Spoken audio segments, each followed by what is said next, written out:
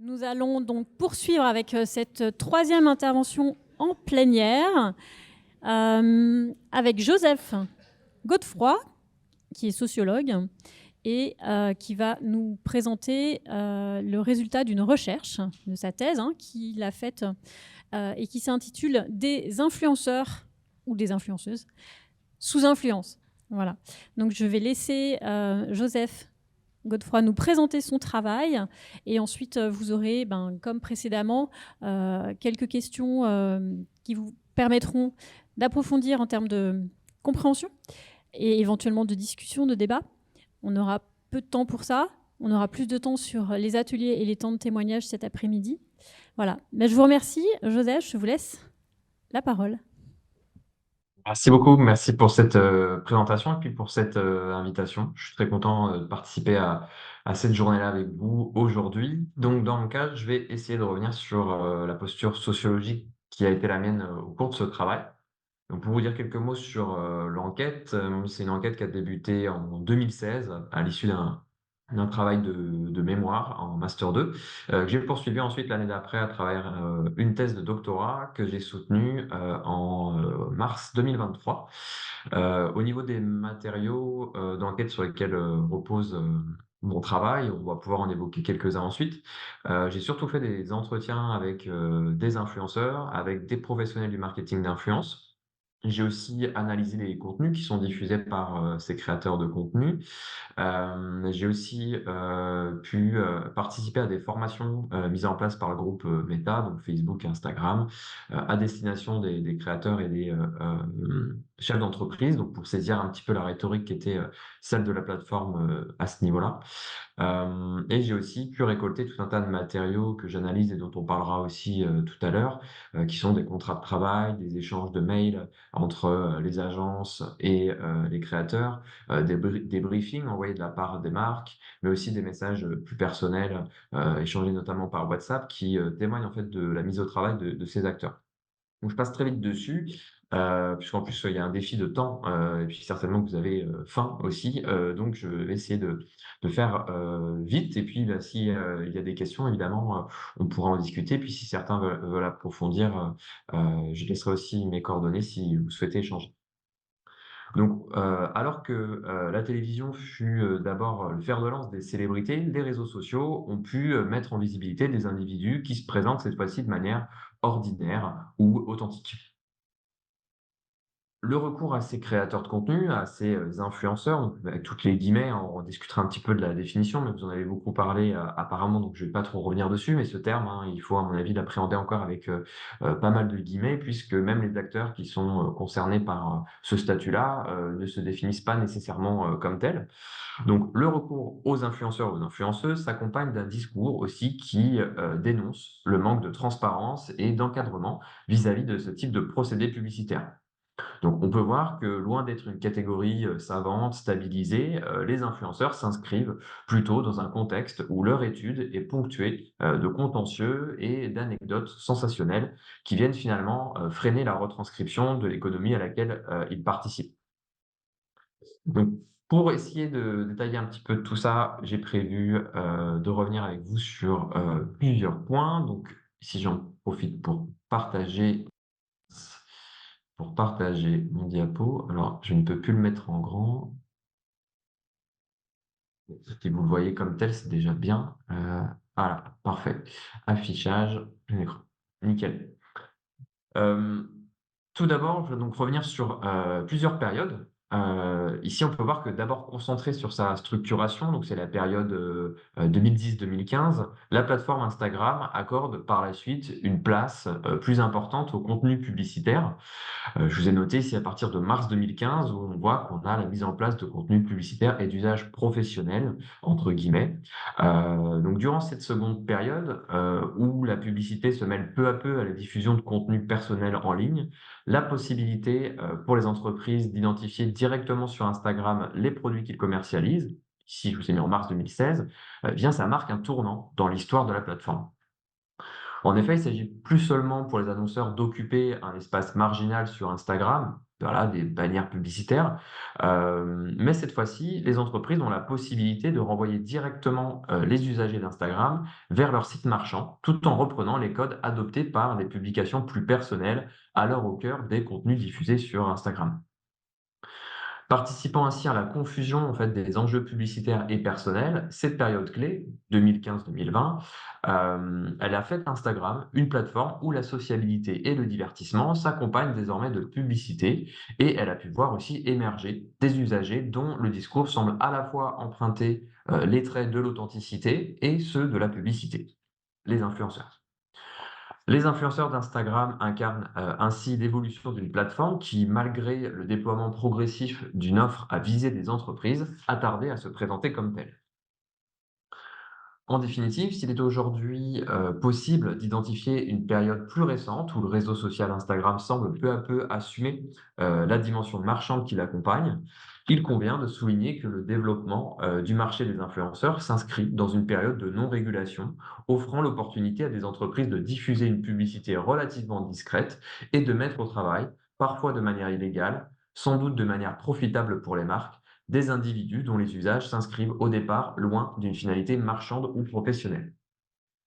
Donc, à la différence des activités qui se développent sur internet et dont la description peut s'appuyer sur, la structure même de l'offre qui est proposée, donc là, par exemple, des plateformes qui proposent, un espace de vente entre particuliers ou encore, de mettre en relation, travailleurs et leurs clients. Eh bien, ici, on voit que le cadre juridique qui accompagne l'activité des influenceurs, eh bien, il demeure relativement, complexe et non stabilisé et donc, ici, ça met en place, pardon, une plateforme qui est officiellement non marchande, mais qui, voit se déployer malgré tout des échanges marchands sur, son espace. Je vous mets ici quand même la diapo de définition, je passe assez vite sur ces éléments-là, puisque vous les avez, évoqués ensemble, quand bien même, certainement en termes d'approche, on pourrait avoir ici des points de divergence.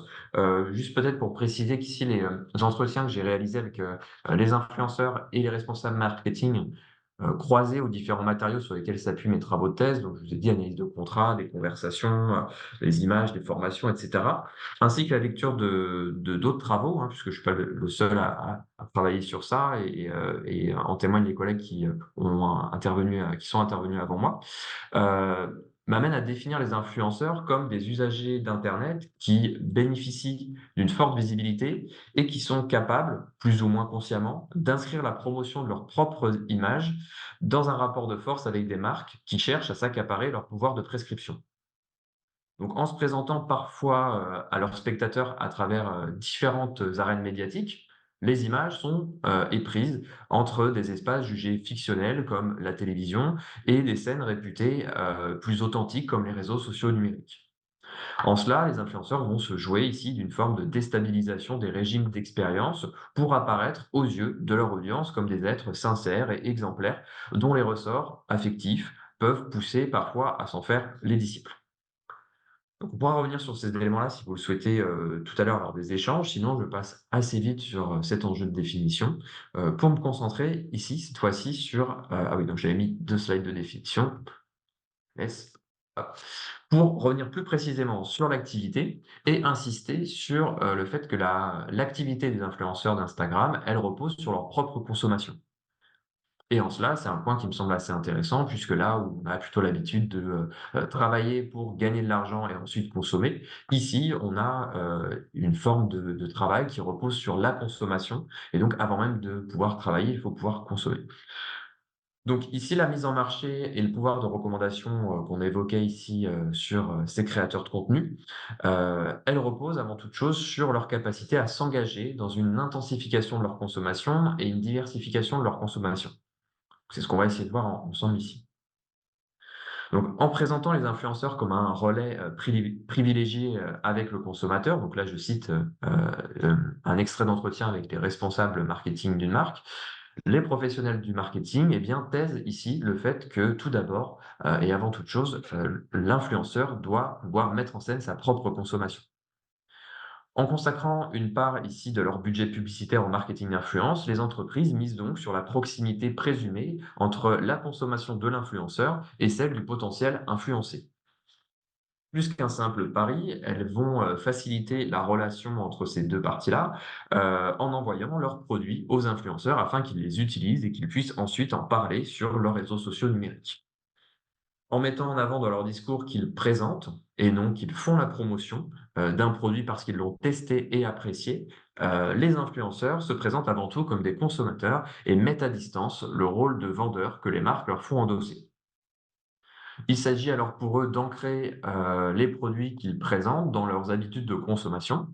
Pour ce faire, ils peuvent compter sur les entreprises qui les sollicitent puisqu'elles vont en fait, ici, insister sur des produits qui sont souvent en lien avec les thématiques qu'ils vont mettre en scène sur leur compte Instagram, ce qui leur permet d'introduire ici les produits mis en promotion, de manière assez pertinente par rapport à l'image qu'ils s'attardent, à, construire en parallèle.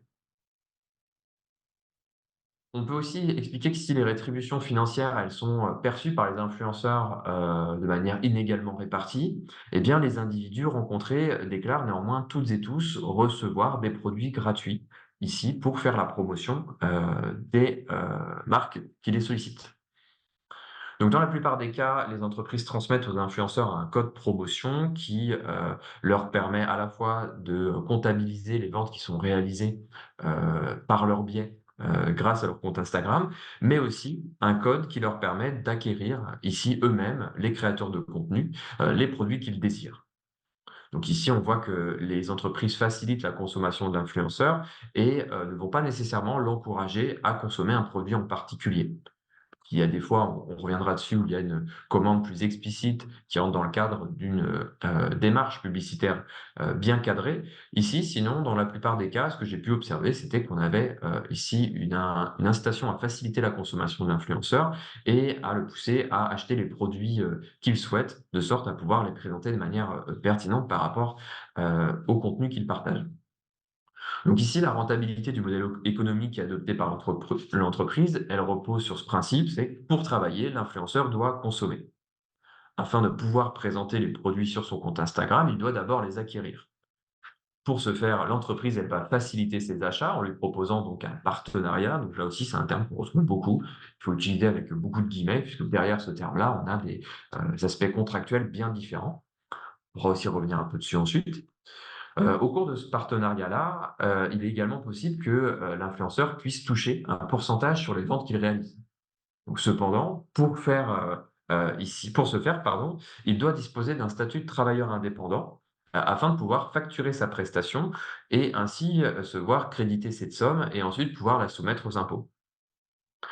Alors, étudiants ou jeunes actifs, les influenceurs que j'ai rencontrés n'ont pas nécessairement anticipé de commercialiser, leur activité à travers un cadre formel. Ne disposant donc que très rarement, pardon, de la structure professionnelle adaptée, les influenceurs adoptent une initiative suggérée par les marques, leur permettant de percevoir les commissions qui leur sont attribuées sur la base des ventes en bons d'achat directement réutilisables sur le site de, la marque partenaire. Dans ce cadre, leur propension à consommer, les produits de l'entreprise qui les, sponsorise s'intensifie encore. Par exemple, Constance raconte, qu'elle peut, donc là je cite, hein, à chaque fois, tout acheter sans limite ou presque dans la boutique de la marque qui la sponsorise. Si elle indique que la marque ne lui a, je cite toujours, absolument rien demandé de plus en contrepartie, il est néanmoins attendu qu'elle mette en scène sur son compte Instagram les produits, qu'elle a commandés. Mais comme ces produits sont, préajustés, à la pratique qu'elle met habituellement en image sur son compte Instagram, eh bien cette mise au travail, elle n'est pas perçue comme une contrainte, pour elle. Au contraire, cet apport matériel est perçu comme une aide, pour la mise en scène de son activité et ici l'influenceuse, qui est une influenceuse culinaire de cuisine, elle cite, «Comme je cuisine quasiment tous les jours, eh bien ici avec le robot que j'ai reçu, il s'agit d'un outil essentiel, pour ma cuisine». Donc ici, de la même manière, on a d'autres influenceurs et influenceuses et on peut prendre un autre exemple, celui de Flora qui revient sur son partenariat avec une marque de vaisselle et qui raconte que, ce qu'elle reçoit, aujourd'hui lui est, je cite: «bien utile pour, tout le temps qu'elle consacre à cuisiner». Donc, ici, on retrouve d'autres éléments, hein, notamment sur le prix de la vaisselle, qui est, ici perçu, je cite: «comme une forme de rémunération». Donc, on a des éléments qui montrent bien des formes de gratification et de valorisation économique, en fait, autour, de ces produits-là. Et bien que l'on sache pas nécessairement si, les influenceurs et influenceuses auraient, acheté ces assortiments-là de vaisselle, ces ustensiles de cuisine, si jamais ils n'avaient pas été en partenariat avec, ces entreprises, eh bien, on voit que ça participe malgré tout, dans une certaine mesure, à alléger certaines dépenses du quotidien et certaines dépenses, liées à cette pratique d'exposition, de la cuisine ou, du fitness en ligne, qui sont les 2 thématiques qui m'ont, principalement, intéressé dans le cadre de ma thèse. Donc alors que l'achat progressif de nouveaux produits leur permet de diversifier, les contenus sponsorisés qu'ils publient en ligne, les influenceurs jouissent ici d'un pouvoir de consommation important qu'ils n'avaient pas nécessairement auparavant. Si celui-ci peut s'avérer plaisant, il apparaît également qu'il peut s'apparenter à une contrainte. En effet, la réception de ces, objets, de ces articles prolongés dans le temps se traduit aussi par une accumulation, des produits qui demandent aux influenceurs d'être en mesure de les stocker. Violaine indique à ce titre qu'elle pourrait presque monter une boutique entière dans son garage, tant on lui propose beaucoup trop de matériel de cuisine. Précisant que, et là je la cite encore, lorsque vous avez un robot de cuisine, vous n'avez pas besoin d'en avoir 12. Eh bien, elle souligne la surconsommation qui peut, résulter de ce mode de rétribution en nature. Celle-ci se traduit également par une diversification des produits consommés. En effet, il s'avère que l'accumulation des bons d'achat, et leur incitation à les consommer puisque, ici, comme on l'évoquait tout à l'heure, indépendamment du statut professionnel et donc, de l'accumulation des rétributions utilisables seulement sur le site marchand de l'entreprise, eh bien, on peut voir qu'on a ici, une diversification des produits. C'est le cas notamment de Maxime, influenceur fitness, qui était plutôt auparavant habitué à une dépense de 40 € par mois, en moyenne en matière de compléments alimentaires sportifs et qui fait, face peu à peu à la possibilité de dépenser jusqu'à 300 € par mois sur le site marchand, de l'entreprise qui est partenaire avec lui, qui est une entreprise de compléments alimentaires sportifs. Donc si jamais, ici, il se satisfait de pouvoir acheter ses compléments alimentaires, gratuitement et ici, il fait part aussi de, la nécessité pour lui de diversifier la nature des, éléments qu'il consomme et ce site ou en tout cas ce partenaire, cette marque propose aussi la vente de tout un tas de produits en lien plus ou moins avec le fitness et donc ici, par exemple, on peut voir que, en tout cas dans l'analyse que j'ai pu faire des produits qu'il a achetés, on peut voir qu'il a, à travers cette somme considérable et ne couvrant, pas seulement les compléments alimentaires dont il a besoin pour sa pratique. Acheter par exemple un parapluie, un porte-cartes ou encore un diffuseur d'odeur, qui sont donc des éléments qui sont, semble-t-il assez éloignés de la pratique, du fitness. Donc ce procédé présenté par les marques comme des cadeaux, comme un cadeau voilà, qu'elles feraient aux influenceurs, eh bien vient finalement renforcer l'engagement des influenceurs dans leur processus de consommation, dont ils sont eux-mêmes les symboles en ligne. En présentant cela comme, une généreuse gratification, eh bien, les marques, elles vont séduire les créateurs de contenu, qui sont finalement, amenés à développer leur propre consommation afin de s'établir dans ce statut de ce consommateur, expert ou élite en ligne dont ils, essaieront de tirer profit dans les recommandations qu'ils feront ensuite. Donc la rétribution en nature, désignée par le vocabulaire ici un peu du don contre don, à travers des dons, des cadeaux, eh bien, elle permet non seulement que les produits de la marque soient visibles et recommandés en ligne, mais elle conduit également les influenceurs à être avant tout les premiers clients des produits dont ils font la consommation. Un autre point que je voulais porter à la discussion aujourd'hui, c'est cette idée, donc je vous ai mis de création sous contrainte, c'est qu'en fait, en dépit, des données qui sont présentes en ligne, donc les images, les commentaires et tout ce qu'on peut facilement, capter et analyser, eh bien, il y a tout un tas d'éléments qui, permettent de croiser ces informations avec d'autres sources et de vérifier leur cohérence, leur validité et de développer un petit peu ce qu'on, peut, comprendre de cette mise au travail. Donc les influenceurs sur lesquels j'ai travaillé, ils caractérisent en cela, par l'authenticité un marchand à laquelle ils sont, tenus, en tout cas qu'ils essaient de construire, à ce que Sylvia Fort appelle le pouvoir de se raconter. Les influenceurs, ils utilisent les réseaux sociaux numériques pour façonner leur image et raconter une histoire qui leur est propre. Ils sélectionnent soigneusement les moments à partager, ils vont mettre en avant, leur vie privée et ils vont construire une narration qui est censée susciter l'admiration et l'identification, pardon, de leur audience à leur discours. Donc à travers le concept ici, hein, pour prendre celui d'illusion biographique qui est porté aussi par Pierre Bourdieu, on voit que ces individus ont tendance à construire une vision idéalisée et cohérente de leur vie, en omettant ou en omettant, pardon, de réinterpréter des fois des aspects moins flatteurs ou discordants de leur vie. Ainsi, les influenceurs peuvent être amenés à créer l'illusion d'une forme de perfection, de réussite, en filtrant des éléments de la réalité qui ne correspondent pas nécessairement à l'image qu'ils souhaitent projeter et en masquant des éléments qui permettent d'analyser finalement leur situation.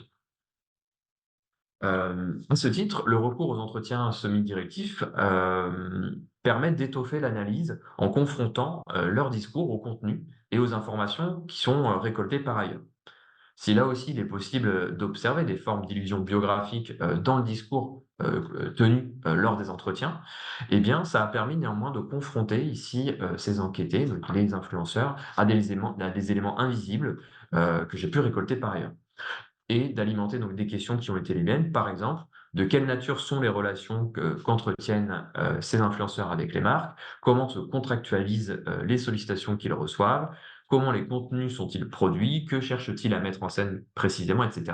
Qui sont donc des éléments qu'on ne peut pas saisir directement lorsqu'on observe tout simplement les contenus qui sont à notre disposition sur leur compte Instagram. Donc les rencontres effectuées avec des influenceurs et des professionnels du marketing, elles ont aussi permis, comme je l'évoquais tout à l'heure, de construire une relation de confiance avec les 2 parties et de récolter tout un tas de matériaux, des contrats, des échanges de mails, des messages personnels et cetera et des données comptables aussi, liées à l'activité de ces créateurs de contenu. Qu'est-ce qu'ils rapportent? Qu'est-ce que ça leur rapporte? Et donc tout ça, ça a permis donc de, venir étoffer un petit peu l'analyse. Et donc ces différents matériaux, ils viennent compléter le corpus d'images qu'on évoquait ensemble et qui permettent finalement d'avoir un avis un peu a priori sur ce qui peut être, le cas des influenceurs et ici, notamment un exemple qui est évoqué dans un article qui est dans le dossier qui est associé à cette présentation, à travers le cas de Pauline, influenceuse fitness, qui fait la promotion d'une marque de compléments alimentaires. Donc je vais passer très vite sur son cas et son histoire, mais ici, en fait, quand on croise les 3 entretiens que j'ai pu réaliser avec elle, donc en 2017, en 2018 et en 2019, lorsque je croise cette dimension un peu longitudinale sur son parcours, à son compte client, qui est devenu un compte partenaire, à en reprendre les termes de la marque, on voit que ces rétributions, en fait, elles s'apparentent à des bons d'achat qu'elle est obligée, de dépenser sur le site marchand, comme on l'évoquait tout à l'heure et dans son cas, ce qui est intéressant, c'est qu'on voit qu'elle va minimiser dans son discours les moments où elle a dû, je la cite: «rajouter quelques euros», en plus des bons d'achat dont elle dispose pour passer ses commandes et en fait, quand on croise ça, à ce qu'elle rapporte à l'entreprise, on observe que pour permettre à l'entreprise, en 9 mois de gagner, 10 000 € eh bien, elle devra finalement, en plus du travail de promotion qu'elle réalise, débourser 85 € de sa poche. Donc ici, on voit qu'en plus, du travail qu'elle réalise en ligne, eh bien, elle doit payer pour, pouvoir être influenceuse.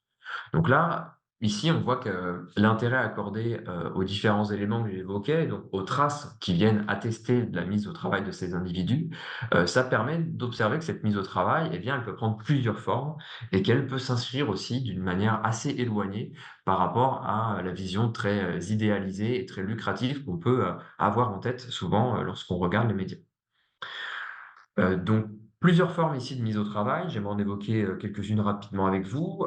D'une part, il est possible, ici d'observer, une intensification donc, du travail qui passe souvent par un registre qui est celui du management, convivial, où on va avoir des formes de mise au travail qui passent à travers les relations amicales, qui peuvent, conduire des influenceuses comme Pauline à s'engager dans une relation de subordination sans que pour autant elles perçoivent, cette relation de travail. D'autre part, l'analyse de contrats et de documents plus explicites donne à avoir des consignes et un cadre de travail on ne peut plus clair, qui peut d'ailleurs, cette fois-ci, s'accompagner d'une rémunération plus conséquente. Heu, donc sur les documents que j'ai pu analyser, on peut y voir un certain nombre de consignes qui leur sont adressées. Donc là, j'évoque plutôt, j'aimerais revenir plus précisément sur la 2e type de mise au travail, plus explicite, plus contraint et évoquer avec vous des consignes, très contraignantes qui, viennent mettre à distance la création un peu, insubordonnée, que revendiquent parfois les influenceurs. Donc sur ces documents-là, on voit que c'est, l'occasion de donner une intention, très claire à l'influenceur sur la manière dont il doit s'adresser, à son public lorsqu'il fera la promotion des produits dont il a l'achat. Par exemple, dans le cadre, d'un partenariat avec une influenceuse culinaire, il peut lui être demandé, je cite, «d'éviter de montrer les fruits dans leur boîte de conserve». Ceci étant jugé par la marque comme, je cite à nouveau, «anti-sexy». Il lui est recommandé plutôt d'utiliser, les produits dans un bol bleu. Il lui est demandé également, dans ce même partenariat avec une marque donc de fruits et légumes en conserve, d'éviter les recettes type Top Chef, pardon, qui sont jugées pas assez quotidiennes et qui contiennent souvent trop d'éléments. Par ailleurs, pour réaliser et présenter ces recettes, du quotidien, les entreprises demandent aux influenceurs, ici influenceuses, hein, dans le cas du culinaire, d'utiliser des couverts, dits modernes, ceux-ci pouvant être en bois, en bronze ou alors dorés ou blancs. Donc là, voilà, on voit bien que ce sont des éléments qui sont, finalement éloignés du quotidien, hein. Je ne sais pas si vous avez toutes et tous ici des, couverts aussi, modernes ou en bronze ou dorés et cetera. Donc on voit qu'ici, plus que des conseils, en fait, il est demandé, aux créateurs de contenu, d'établir son travail et d'établir les recettes qui, sont censées avoir fait son succès, dans un cadre et à travers des éléments, graphiques bien précis. On peut voir aussi qu'à travers, leurs publications et lors des entretiens que j'ai pu réaliser avec eux, les influenceurs mettent, en avant leur authenticité et la singularité des contenus qu'ils diffusent en ligne. Et en fait, on peut voir ici que, derrière, l'analyse des matériaux qui sont récoltés hors ligne, eh bien, on a affaire à des contraintes qui viennent un peu mettre à distance cette authenticité et cette, singularité. Par exemple, sur un autre document qui est un briefing qui a été envoyé par une marque, on peut voir, une rubrique qui s'appelle «Les ambiances à bannir» et donc dans ces ambiances à bannir, on a des exemples d'images qui sont des contenus Instagram, qui sont jugés trop sombres ou trop froids et dont le créateur ou la créatrice, eh bien, doit, absolument mettre à distance, lorsqu'il va, mettre en avant les produits, de la marque. Donc bref, les différents exemples, ils montrent que la créativité insubordonnée, revendiquée, hein, lors des entretiens et y compris sur Instagram par ces créateurs-là, elle peut se heurter ici à certaines contraintes qui vont les pousser à inscrire les contenus qu'ils diffusent en ligne dans un cadre bien spécifique. Alors, on comprend facilement l'intérêt pour eux et pour les marques que, le fait d'afficher un discours qui valorise l'authenticité, le caractère singulier, eh bien, on peut voir qu'à travers l'enquête, en tout cas qui a été la mienne, eh bien, il y a tout un tas d'éléments qui montrent qu'au contraire, se dégage une forme d'homogénéisation des contenus, qui se trouve visible depuis Instagram et dont l'origine se construit finalement, plutôt en coulisses. Les documents récoltés se montrent ainsi particulièrement directifs et permettent d'entrevoir une situation où l'activité des usagers d'Instagram, pardon, peut se trouver contrainte par sa marchandisation. Ainsi, même si l'idée de création revient souvent dans le discours de ces créateurs et de ces acteurs, eh bien, il apparaît que l'activité des influenceurs se situe finalement loin d'une production artistique libre de toute contrainte. La relation, que ces usagers d'Instagram entretiennent peu à peu avec les marques qui les sollicitent participe, à voir leur créativité s'inscrire finalement dans un cadre restreint, dont les contours se trouvent déterminés par d'autres. Je regarde le temps, qu'il me reste, on va avoir encore le temps d'évoquer, quelques points. Ici, donc j'aimerais revenir, maintenant sur, la prescription de normes qui peut se dégager de ces contenus et évoquer, sous une forme de prolongement finalement, d'autres acteurs qui interviennent là aussi, dans la création des influenceurs qu'on pourrait percevoir comme individuelle puisqu'elle est souvent individuellement incarnée sur les réseaux sociaux. Donc ici, pour, évoquer d'autres éléments tout en restant dans cette idée d'une construction collective finalement de l'individualité des influenceurs, eh bien j'aimerais revenir sur, l'exemple des entourages qu'on va pouvoir, voir à la fois, en coulisses dans la création des contenus, mais aussi, dans l'exposition, des contenus qui, mettent, en avant certains proches. Donc j'essaie d'aller assez vite dessus, mais j'aimerais juste quand même avoir un peu d'éléments dessus. Donc bon, l'entourage joue un rôle moteur dans, l'accès à l'activité. Je passe assez vite, mais, là aussi, il y a déjà une première perspective de genre qui se joue puisque, dans le discours, j'ai pu observer que, les créatrices de contenu, fitness comme alimentaire, eh bien, étaient celles qui avaient, ici, reçu davantage de mise en garde sur, l'inscription sur ces plateformes et ce d'autant plus du côté des créatrices de contenu fitness, notamment à travers les enjeux de mise en scène de soi et le dévoilement des corps. Je passe très vite pour gagner un petit peu de temps, mais on pourra revenir aussi dessus puisque, ici je vous ai mis quelques points. L'entourage joue un rôle moteur ici dans l'inscription dans la pratique, et ce dès l'inscription sur la plateforme, avant même qu'il y ait marchandisation. Ce sur quoi je pourrais et j'aimerais en tout cas un peu plus insister, c'est la manière dont l'entourage et notamment le rôle des conjoints, apparaît en fait dans mon travail comme un point très central dans le développement et le déploiement de la professionnalisation, des influenceurs et plus précisément des influenceuses. Donc une fois le compte Instagram, ouvert, utilisé et cetera, le conjoint eh bien, apparaît comme un rôle décisif, dans la construction de l'activité professionnelle d'influence. Par exemple, je vous cite un extrait d'entretien et on reviendra dessus ensuite. C'est Violaine dont on évoquait, rapidement tout à l'heure, enfin dont on parlait tout à l'heure, qui a 40 ans, qui est autrice culinaire et influenceuse culinaire. Elle dit: «Pour la compta, j'ai mon mari qui m'aide parce que finalement, moi, je travaille 70 heures semaine. C'est énorme, quoi. Donc heureusement, j'ai mon mari qui m'aide un peu pour tout ce qui est administratif et ça, je délègue facilement parce que c'est pas ce que je préfère. Mon mari, il m'aide beaucoup et voilà, des fois, il fait la vaisselle et quand il rentre du boulot. Je suis très entouré et heureusement parce que, je pense que quand vous êtes travailleur indépendant, il faut que votre entourage soit aussi là pour vous. C'est important, c'est un travail d'équipe». Donc ici, on voit dans cet extrait que Violaine, elle utilise le terme «délégué», pour caractériser la participation de son mari, ce qui est révélateur finalement d'une division du travail qui semble assumée et à son initiative. En indiquant en parallèle que, ce dernier l'aide à laver les couverts de cuisine, nécessaires à la réalisation de ses, recettes, eh bien, elle parle d'un travail d'équipe, ce qui évoque, clairement, une activité partiellement, collective. Donc je passe, vite sur d'autres éléments où on voit qu'on a d'autres contributions, notamment des contributions économiques. Je vous donne l'élément quand même, hein, c'est un exemple d'une créatrice de contenu qui, pour, pouvoir louer un studio dans lequel elle donne, des cours de cuisine et qu'elle utilise comme décor pour, ses contenus Instagram et bien, elle a dû, avancer de l'argent, ce qui n'était pas possible pour elle, au vu de ses ressources et donc c'est son mari qui lui a prêté 5 000 € à ce moment-là pour lancer son activité, d'influenceuse et de créatrice, culinaire. Donc je passe très vite, mais donc pris dans leur ensemble, ces éléments, ils permettent d'observer une contribution du conjoint au développement de l'activité professionnelle de la conjointe.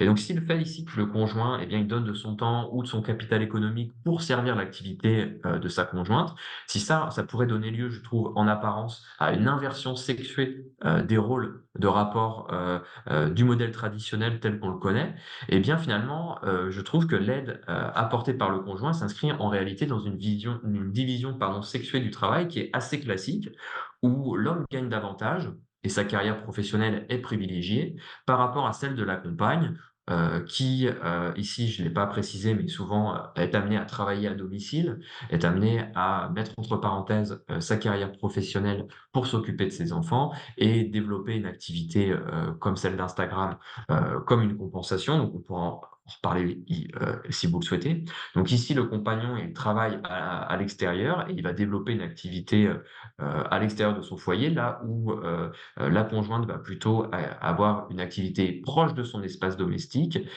qui va finalement s'inscrire entre travail rémunéré, parfois, tâches domestiques et loisirs. Donc à l'aide du conjoint, enfin si ici l'aide du conjoint, elle permet à l'influenceuse de développer son activité, parfois de la professionnaliser, eh bien elle participe aussi à la maintenir dans une division, sexuée des rôles traditionnels, notamment du côté de la cuisine où on a ici une tâche domestique qui est celle de la cuisine, heu, qu'on connaît. Donc, alors que nombre de représentations ordinaires des influenceurs et influenceuses insistent sur la réussite et la célébrité individuelle, donc j'aimerais ici souligner le rôle, certes peu visible, mais néanmoins décisif, joué par la famille, les amis et ici plus précisément les conjoints. Donc, pour finir, je passe rapidement, mais aussi pour évoquer avec vous la manière dont on a une exposition des proches qui est très visible aussi depuis les contenus et qui s'exprime pas seulement en coulisses. Donc qu'il s'agisse des contenus, liés à la cuisine ou au fitness, la mise en scène de la vie privée, ça constitue un sujet central, de l'activité des influenceurs.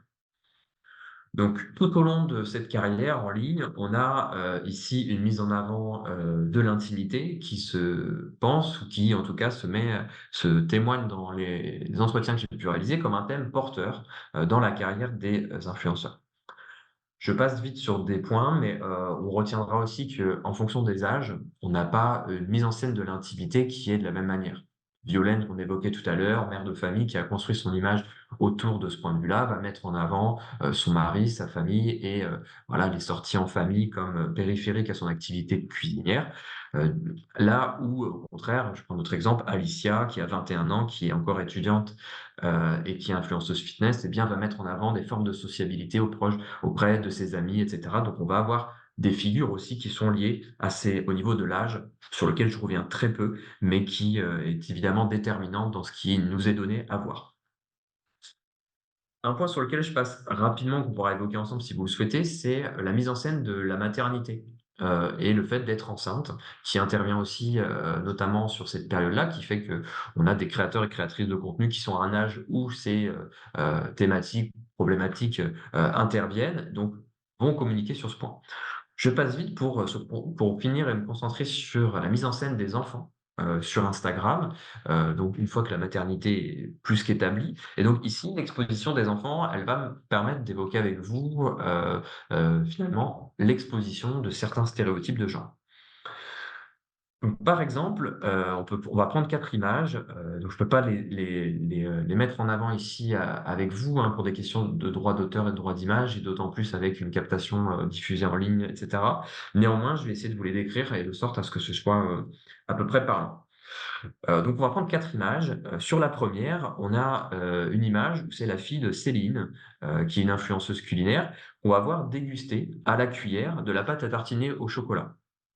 Cette petite fille, elle est assise sur un plan de travail que l'on identifie assez facilement comme appartenant à la cuisine, de Céline, puisqu'on a d'autres éléments dans l'image en fond qu'on voit apparaître. Différents rangements en hauteur, des boîtes d'œufs qui traînent, on a d'autres aliments qui sont apparents. On identifie assez bien, la cuisine et donc au premier plan, assise sur le plan de travail, on retrouve la petite fille avec le visage souriant et plein de chocolat, donc du chocolat plein la bouche, partout sur le visage et donc qui est présentée comme une figure plutôt, innocente, attendrissante, qui semble prendre plaisir à cuisiner avec sa maman.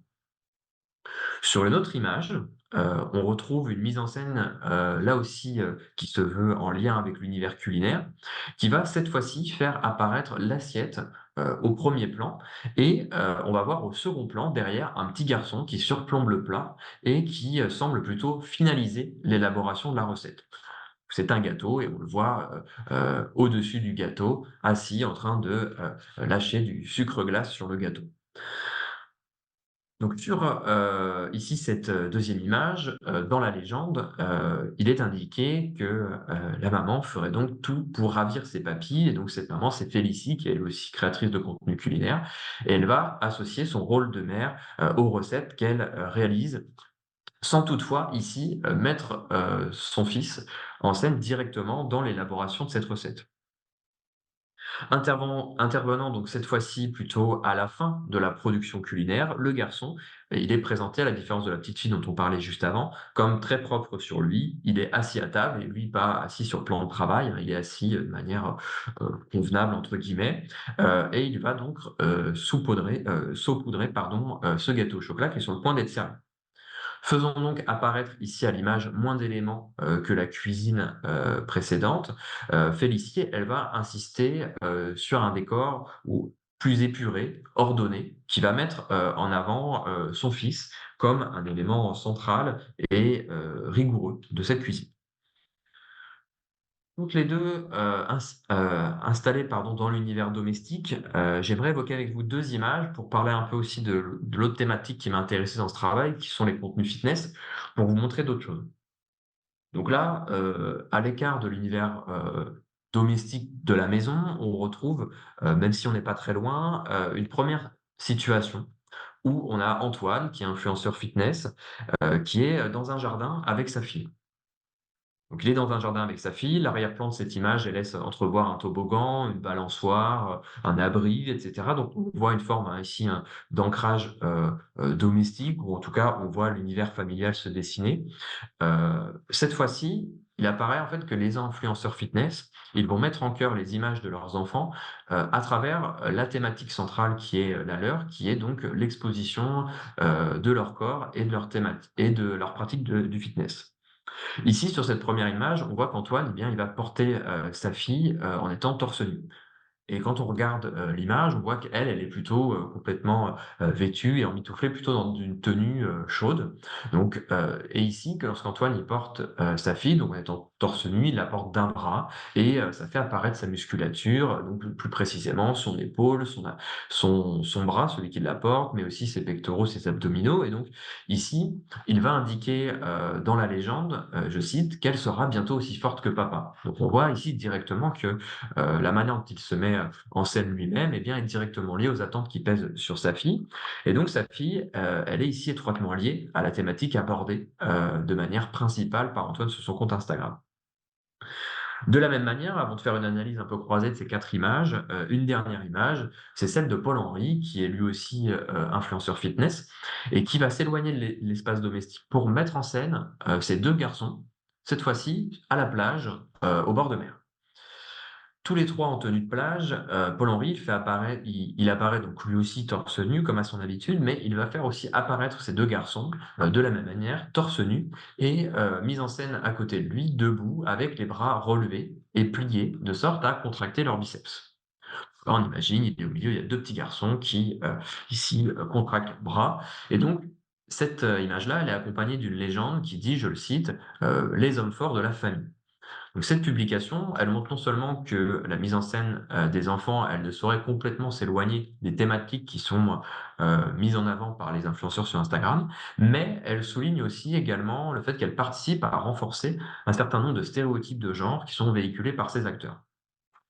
En effet, la petite fille, elle est tantôt présentée comme insouciante, proche de sa mère et jouant avec les aliments, tantôt emmitouflée dans ses vêtements et portée par les bras musclés de son père. Et donc, si le propos sur la deuxième, hein, celle qui est portée par Antoine, l'influenceur fitness, l'espoir sur le fait qu'elle devienne aussi forte que papa, eh bien, il apparaît que pour les jeunes garçons, les deux garçons qu'on vient d'évoquer à la fin, eh bien, il semble qu'ils sont d'ores et déjà présentés comme forts et vigoureux. À l'opposé de la petite fille se salissant dans la cuisine, le garçon, lui, va achever, la production culinaire avec maîtrise, à la manière d'un chef et donc reproduisant ici les gestes de leur père notamment, les 2 autres garçons apprennent quant à eux à adopter une posture permettant de mettre en avant leur musculature.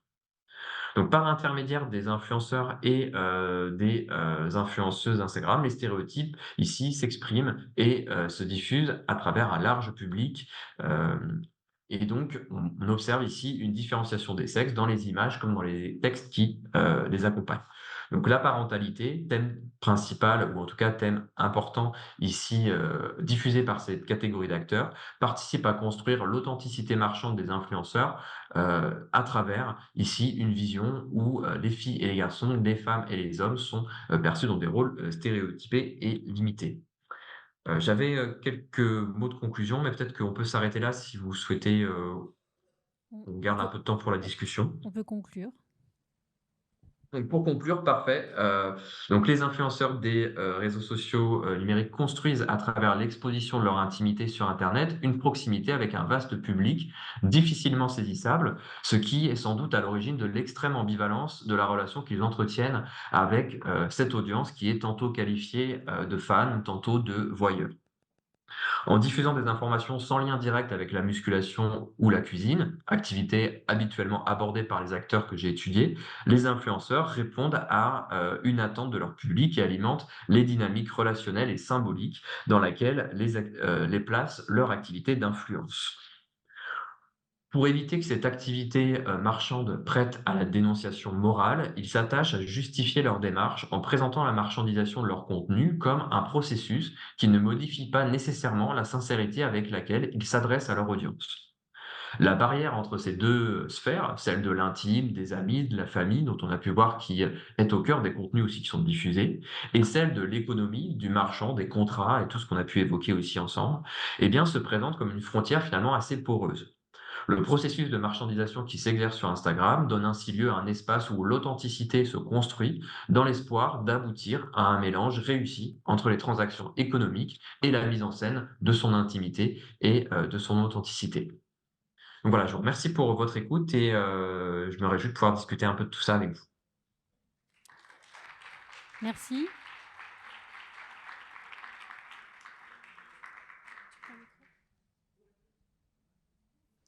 Alors, le micro va circuler pour savoir s'il y a des questions. C'est vrai qu'on aurait bien aimé avoir les images pour pouvoir voir vos analyses. Peut-être que vous pourrez nous les envoyer pour qu'on puisse les présenter au public ensuite.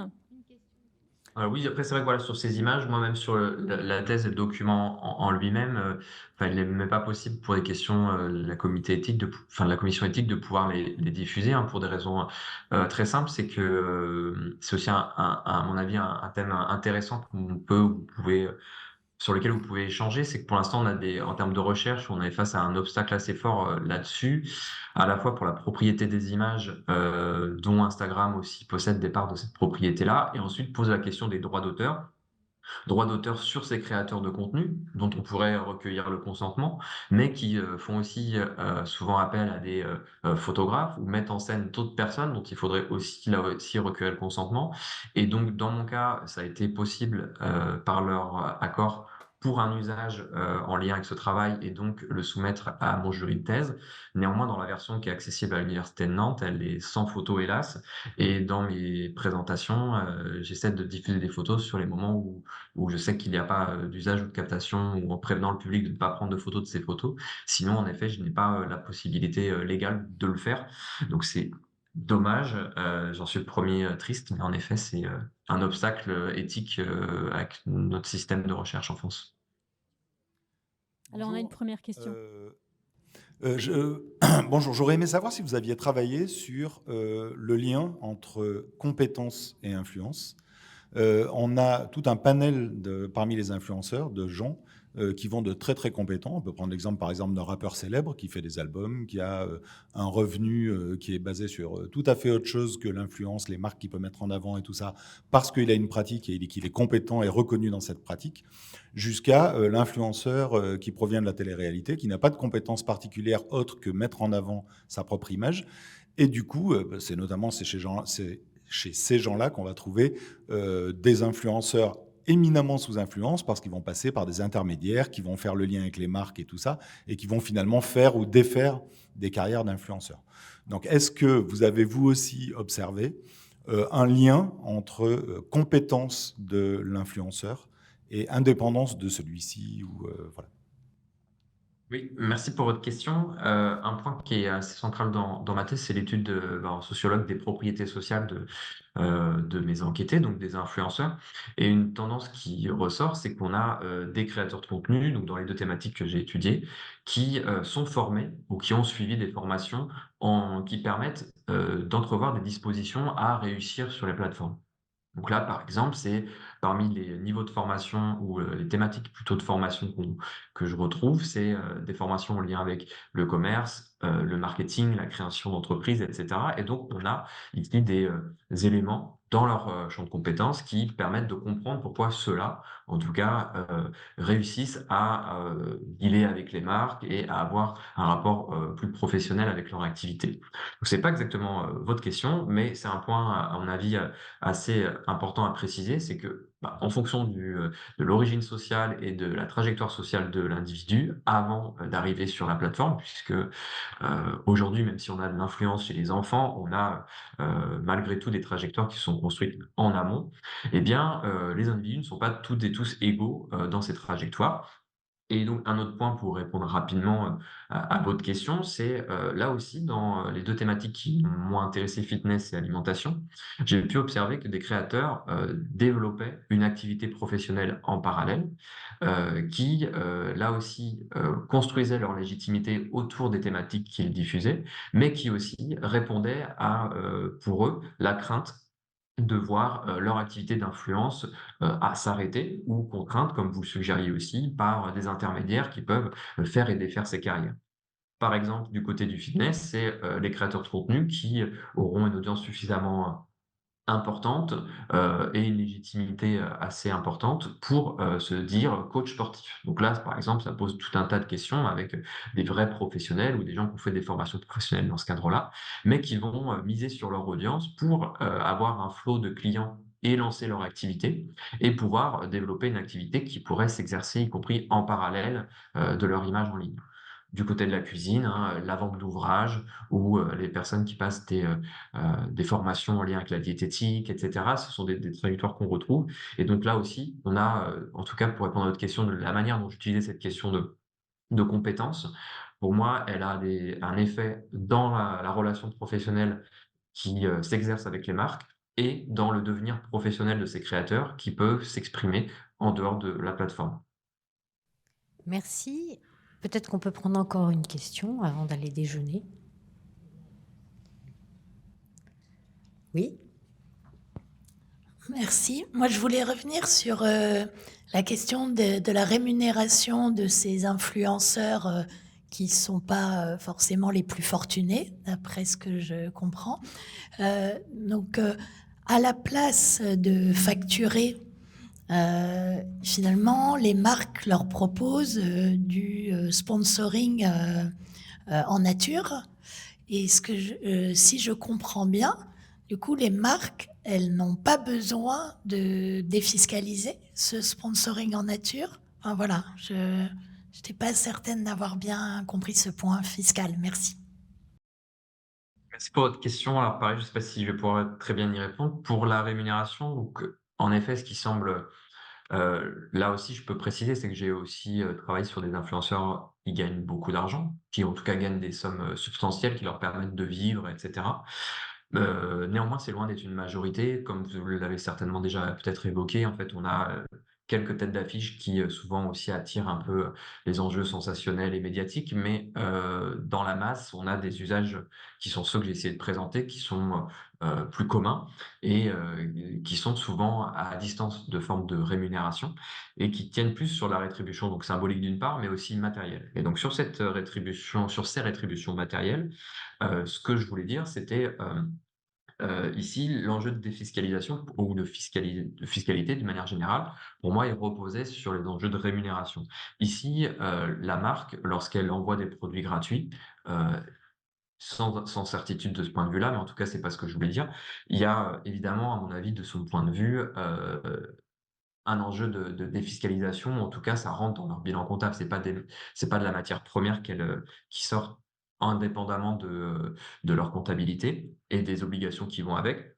Ce que je voulais dire sur la partie un peu fiscale, c'était, lorsqu'il y a rémunération et s'il y a rémunération, pour eux, eh bien, ça contraint les créateurs de contenu à s'inscrire dans une démarche professionnelle avec un statut et en fonction des revenus, des enjeux de fiscalité, ce qui semble plutôt les freiner, en fait. Et c'est notamment pour ça aussi qu'on voit apparaître, des formations, autour de ces enjeux-là et que les agences et les agents qui, en tout cas les personnes qui se revendiquent agents d'influenceurs, peuvent avoir tendance à mettre en avant, pour venir alléger cette partie-là du travail des influenceurs. Mais du côté des entreprises, même si j'ai pas pu, travailler cette question-là plus précisément, je pense qu'évidemment il y a, en tout cas les entreprises ne se, soustraient pas à ces enjeux fiscaux lorsqu'ils, envoient des produits, ou de la matière première aux créateurs de contenu. Moi, merci beaucoup. Une dernière petite question, parce qu'on va vers la fin. Je me permets, parce que on lit beaucoup que justement les influenceurs, influenceuses se professionnalisent et qu'aujourd'hui, justement, ils sont de moins en moins payés en nature, mais vraiment rémunérés. Est-ce que c'est le cas? Oui, alors, enfin, oui, pour répondre en tout cas qu'il y a une évolution de la tendance, ça oui. C'est aussi pour ça que j'ai commencé en vous présentant un peu les bornes, temporelles de mon enquête, qui sont celles donc de 2016-2023, mais aussi avec une récolte de données qui s'est arrêtée plutôt en 2021. Ce qui a pour effet, hein, sur, les conclusions qui sont les miennes aujourd'hui, de reposer sur une catégorie d'influenceurs qui sont un peu ceux, selon moi, sur qui l'influence est un peu, tombée dessus et qui ont décidé de concrétiser ou de, transformer leur audience dans cette démarche-là. là où aujourd'hui, je pense qu'on a une dynamique entrepreneuriale qui est plus assumée, avec des créateurs de contenu qui perçoivent de manière plus explicite et plus transparente aussi les enjeux liés à la visibilité en ligne.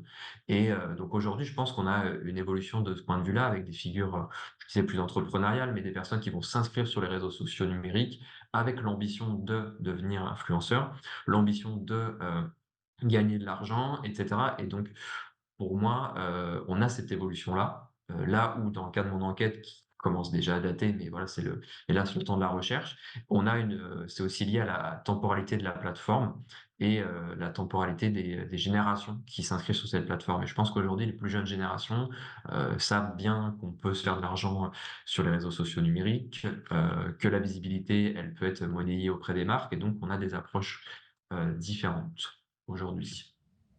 Voilà. Merci encore, Joseph. On se retrouve pour Pour notre... l'accueil et l'écoute et les questions très intéressantes. Très bien. Merci beaucoup et puis bonne continuation à tout le monde.